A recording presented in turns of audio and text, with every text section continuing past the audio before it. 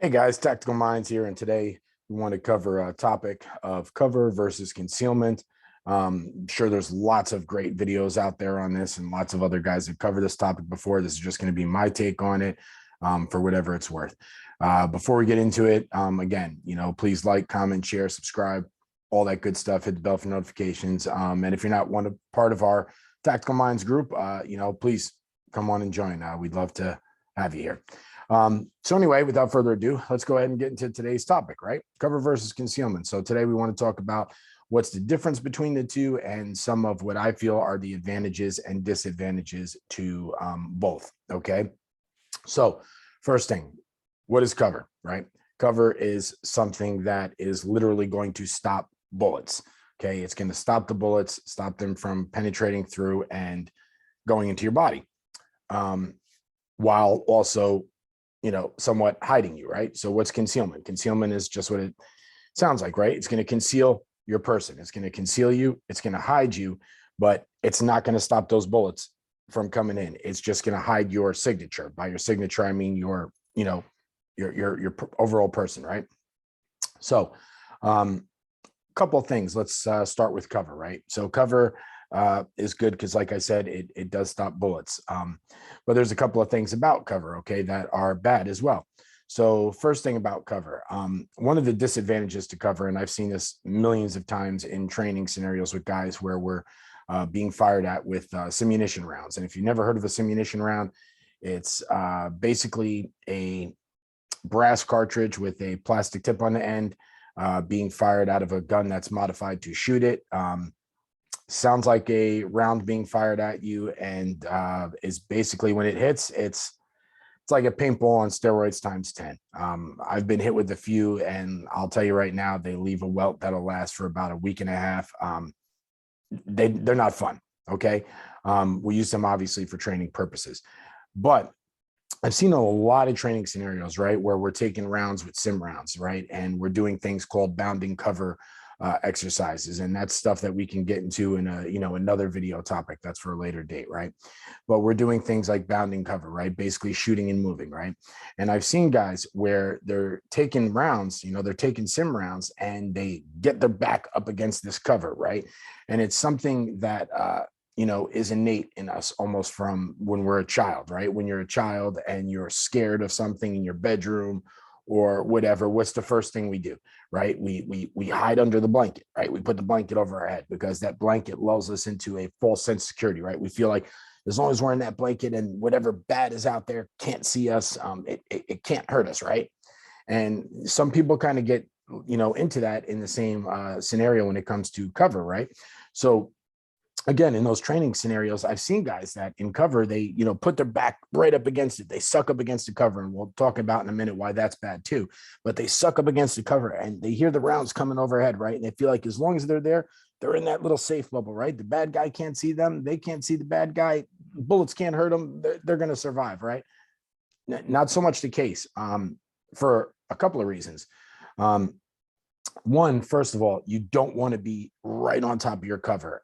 And you can see here in the background, these two officers that are taking cover behind this vehicle. And again, we'll talk more about that in a second, but you see that they're not right on top of the cover, right? Now, a lot of guys want to get right on top of it. They want to hunker down on it, right? Because again, it makes you feel safe. It makes you feel like you're secure, right? A couple of reasons why you don't want to do that. One, yeah, those bullets are being stopped by that cover, but where you're at, depending on that cover, whether it be concrete, whether you're taking cover behind a house or some type of structure, okay, when those bullets hit that cover, what's going to happen is, yeah, the bullets aren't going to strike you, but they're going to, break off. They're going to cause fragmentation, right? They're going to break off pieces, splinters of that concrete, whatever. And that stuff can, hit you in the eye, hit you in the face, get into your mouth, get into your lungs, cause damage. If a couple of splinters from concrete or something hit you in the eye, now all of a sudden, you're, somewhat blinded, right? And if you can't see, you can't fight, right? So, well, you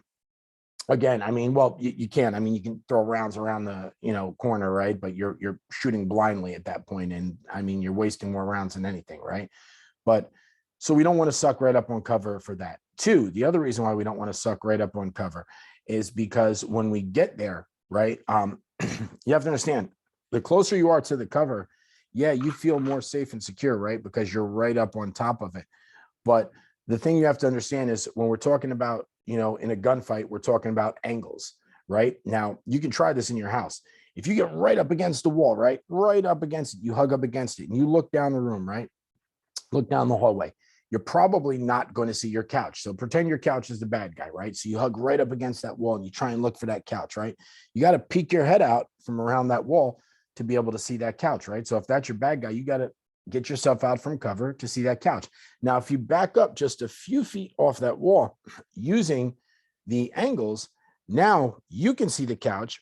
You're still in cover, but you're at a more advantageous position to where you can lean out, take a couple of shots while keeping your body mostly in cover and be able to return fire on that bad guy, right?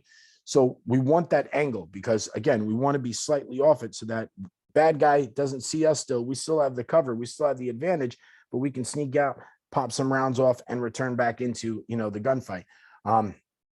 That's just, again, one of the reasons why we don't want to be on top of cover. Fragmentation, and again, let's use our angles to our advantage, right? If we're right up against it, we're not using our angles to our advantage. Okay.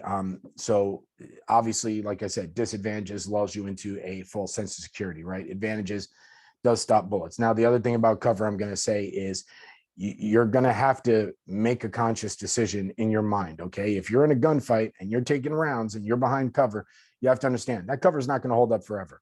Okay. It's just not.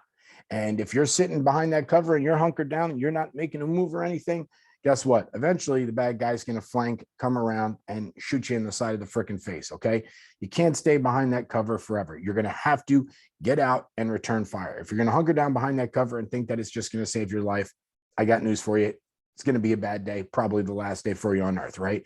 So do not make cover be solely what you rely on to save your life. It's a tool, just like anything else, just like a weapon. It's a tool, but it's not something that you can rely on. At the end of the day, you're going to have to get up and fight. I mean, that's just the end of it. Okay.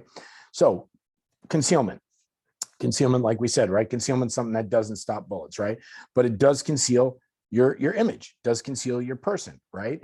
Now, one of the advantages that I feel of concealment is because, let's say something like a bush can be concealment, right?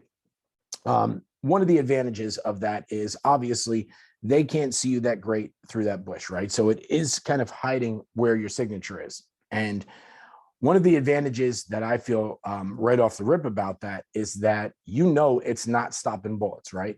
So it's going to force you to do what we call getting off the X. By the X, I mean that point you're standing at, right? If you're standing in one point, you're sitting there waiting, you're going to die.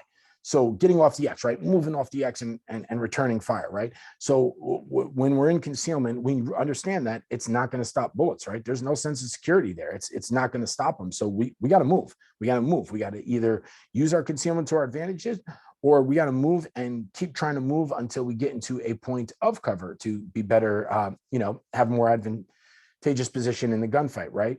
But I think that's an advantage of concealment, is that we know it doesn't stop bullets. So we're aware that we're going to have to start moving around. Now, what are some good things about concealment, otherwise also is, again, you got to understand, guys, when you're in a fight, when you're in a gunfight, if you're just popping out from that same angle, and as humans, we tend to do that, right? We tend to return to what feels comfortable, right? So, you take a couple shots, you hunker down, you peel out to the right, peel a couple shots back, right? And we keep doing it. Well, guess what? The bad guy knows. He's watching, right? So he's watching that every time you're popping out to the right, you're taking a couple of those pop shots. Again, like I've explained in videos before, we want to put ourselves in the mind of the bad guy, right? Of our adversary. So if we're putting ourselves in the mind of the bad guy, if that bad guy knows that every time he pulls some shots, you're going to hunker down and then you're going to pop out to the right and you're going to take some shots back, right? Well, if I'm the bad guy, guess what? I'm just going to line my targets up on the right, slightly there, wait for you to pop out, because I know inevitably you're going to pop out to the same side. And I'm just going to put one right between your freaking eyes. When you're in concealment or cover, you got to realize you got to move. You got to move. Again, you got to get off that X.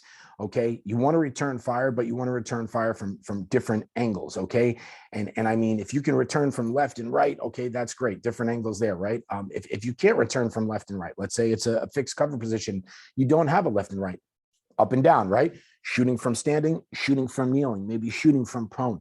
You know, switch up those angles, switch up your point of attack. You don't want to have the bad guy know where you're popping out every time, because ultimately that is going to get you killed. You want to keep him guessing. Okay.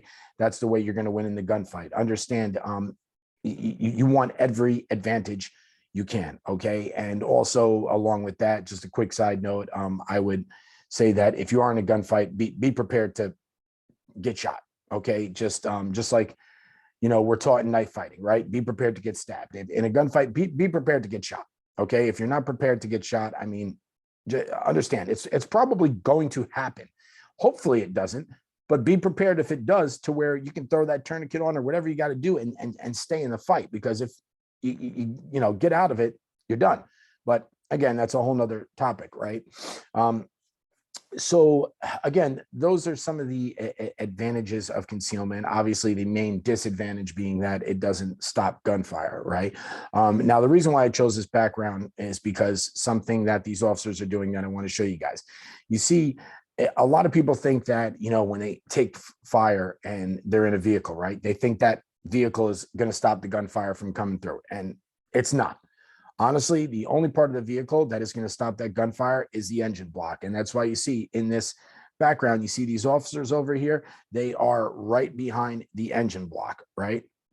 They're right behind the engine block, both of them, because they understand that's really the only thing that's going to stop the rounds from coming through. Now, I do think a vehicle is a great concealment, because you can move around the side, you can flank your adversary, you can, switch up different angles, you can up, down. I mean, there's a lot of different advantages to gunfighting from a vehicle, and disadvantages. But again, that's a topic for another video.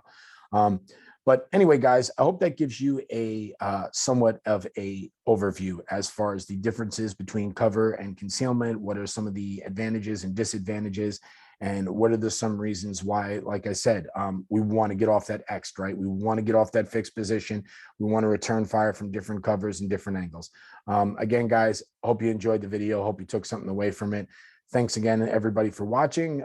Stay safe, stay tactical, stay dangerous, and stay up on your cover and concealment. Thank you.